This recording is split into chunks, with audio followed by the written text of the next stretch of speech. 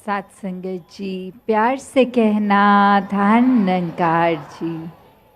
आज सत्संग में जो भाव हम सब ने श्रवण किए कि ये ब्रह्म ज्ञान की दात जीवन में लेकर अपने जीवन को एक सफल जीवन बनाया जाए, क्योंकि ब्रह्म ज्ञान इस निराकार से जोड़ता है जो कि एक असली सत्य है।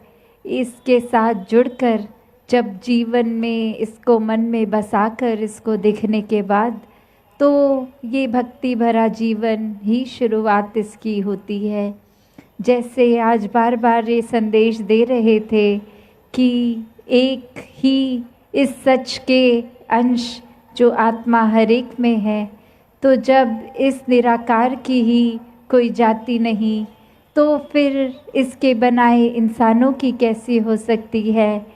जैसे एक सूर्य को भी अगर हम देखें तो जब सूरज की ही कोई जाति नहीं है तो सूर्य की किरणों की कैसे कोई जाति हो सकती है।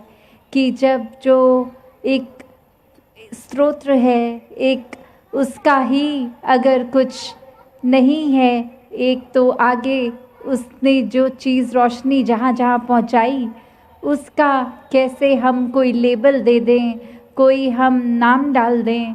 ये परमात्मा ने तो सभी को उन्हीं तत्वों से बनाया है, तो कैसे कोई ऊंचा कैसी कोई नीचा हो सकता है। जात पात पूछे नहीं कोई, हरि को भज के सो हरि का होए। तो कैसे एक जो परमात्मा के अंदर ही हर समय अपने मन को टिकाए है, मन में भी परमात्मा को ही बसाए है, तो फिर वो एक जाति पाति उसकी हो नहीं सकती। क्योंकि जिसने परमात्मा को ही हमेशा के लिए मन में बसाया है उसको फिर नज़रिया देखने का, हर कोई का अपनत्व का नज़रिया होता है, हर कोई एक ही नज़र आता है, कोई भेदभाव नहीं। अब जब भेदभाव ही नहीं दिख रहे तो नफ़रत का कारण भी वो ख़त्म हो गया। वरना तो एक नफ़रत करने के कारण संसार में हर एक ने इतने बना लिए हैं कि ये इंसान मुझे पसंद नहीं, इसको मेरी नज़र अच्छा नहीं समझ रही, ये कारण है वो कारण है, ऐसे अनेक कारण मन से एक बना लिए हैं और नफ़रत करने का एक वो वजह बन गई। और जब वही पता है कि परमात्मा जिसने मेरी रचना की है उसी ने सामने वाले की, तो फिर हर एक में परमात्मा ही नज़र आता है। एक मन में जब प्रभु समा जाता है तो फिर मन हमेशा के लिए आनंदित हो उठता है। हर समय एक हमें जो यहाँ एक बात वो भी कि मन की स्थिरता की बात, तो ये मन अलग अलग पूरे दिन में अगर कैसे भी ख्याल आ रहे हैं, सोच आ रही है, एक परिस्थिति आ रही है, पर उसमें भी अपनी सोच को एक मात्र रखकर कि एक मध्य मार्ग की जो बात है, एक बीच का रास्ता कि बिल्कुल दो अलग अलग एक्सट्रीम्स नहीं, तो मन को स्थिर कैसे रखें। तो अगर हम उदाहरण देखें कि अगर कोई एक गिरते हैं, अगर हमारा चलते चलते बैलेंस खराब हो रहा है और डगमगा जाते हैं, तो अगर तो हम कोई पक्की चीज़ को जैसे पकड़ लेते हैं कि अगर चलते चलते फिर कोई अगर ऐसी चीज़ पकड़ ली कि अगर डाली पकड़ ली पेड़ की तो गिरने से बचाव हो जाता है, क्योंकि वो पेड़ अपनी जगह पर स्थिर है, उसके जो रूट्स हैं, जड़ें हैं, उसने उस पेड़ को उस जगह से ठस से मस नहीं होने दिया। तो जब उसकी डाल पकड़ लेते हैं तो वो मजबूती हमें मिल जाती है। और वरना यही चलते चलते अगर हम फिर कोई ऐसी चीज़ को हाथ लगा दें जो खुद ही अपनी जड़ों से नहीं टिकी हुई, वो खुद ही एक डगमगा रही है, तो फिर हमारा भी बैलेंस नहीं बन पाता और हम तो गिरते ही हैं। और वहीं एक वो वस्तु भी अगर हमारे हाथ में हो तो वो भी साथ गिर जाती है। तो बात यही कि मन की जो स्थिरता की बात हो रही है, अब मन को अगर गिरने से बचाना है तो हर समय जो स्थिर है उसका आसरा लें, उसकी पकड़ लें। तो हर समय क्या स्थिर है? अगर हम देखें तो ये सूर्य भी अभी है, अभी शाम ढलते ही अंधकार हो जाएगा, चंद्रमा निकल आएगा। ऐसे ही कहीं कुछ सच्चाई जो इस पल की है अगले पल की वो सच्चाई नहीं रहेगी। तो हर कोई चीज़, आज अगर घर में कोई छोटा बच्चा है, कुछ समय बाद नौजवान, फिर बुजुर्गी की अवस्था उसकी आनी है। कुछ भी हर समय के लिए नहीं है, हर चीज़ संसार की बदलती ही रहती है। तो संसारिक किसी चीज़ को अगर स्थिर मानेंगे तो जैसे जैसे वो अपना रूप बदलेगी वैसे वैसे मन में एक दुख आएगा, परेशानी आएगी कि ये चीज़ तो सुख का कारण होनी चाहिए थी, अब इसने रूप बदल लिया है तो परेशानी हो रही है। तो ऐसा क्यों? वो इसीलिए क्योंकि हमने अपने मन की सुख शांति को किसी अस्थिर चीज़ के साथ जोड़ लिया। और वहीं जो ये परमात्मा है, जो हर समय की सच्चाई है, ये समय के साथ बदलता नहीं, अपनी जगह पे कायम दायम हर समय है, पहले भी था, आज भी है, कल भी रहेगा, इसमें कोई बदलाव नहीं आएगा। जब इस परमात्मा को देखकर इसके साथ जुड़ते हैं और इसी की एक पकड़ अपने मन पे मजबूत रखते हैं तो जो स्थिर है इसके साथ जुड़ गए तो हम भी स्थिर हो गए। वरना तो दुनिया की चीज़ जहाँ खुद अस्थिर है उनका सहारा लेंगे तो हम भी डगमगाएंगे, हम भी गिर जाएंगे, खुद भी गिरेंगे, औरों को भी अपने साथ दलदल में ही साथ गिरा लेंगे। तो कैसे अपने जीवन को हर समय हम भक्तों वाला जीवन बना के जिएं।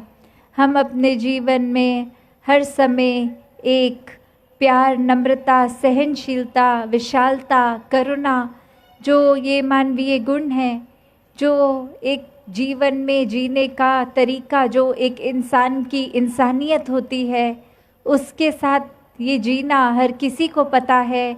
हर किसी ने ये स्कूल से बछोटी आयु से एक बेसिक सीखा है, तो फिर भी अपने जीवन में ये बात लागू क्यों नहीं हो रही? वो इसलिए क्योंकि ये शिक्षा मात्र कुछ समय के लिए हमने सीख लिया कि अगर कुछ चाहिए किसी से तो उसके आगे मीठे बन जाओ, उसके आगे स्वभाव अच्छा रखो, तो वो इंसान एक इम्प्रेस होके ज़रूर मदद करेगा। और वहीं एक जब कोई ज़रूरत नहीं तो किसी से कठोर तरह बात कर लेते हैं। तो ऐसी एक रूप ये इंसानियत का हरगिज़ असली रूप नहीं है। असली रूप इंसानियत की तो वही है कि जिसके मन में ये परमात्मा निराकार प्रभु समाता है, वो फिर इस परमात्मा का जहाँ खुद भी हो जाता है, सोच भी इस परमात्मा के ऊपर एक आधारित करके पूरे दिन की अपनी दिनचर्या निभाते हुए हर किसी से फिर आदर, सम्मान, सत्कार वो खुद ब खुद आता है। वो इंसानियत अंदर से फिर सिखाने के मात्र नहीं, एक अच्छी तरह हर समय की वो इंसानियत से ही हर किसी से जीता जाता है, एक पेश आता है।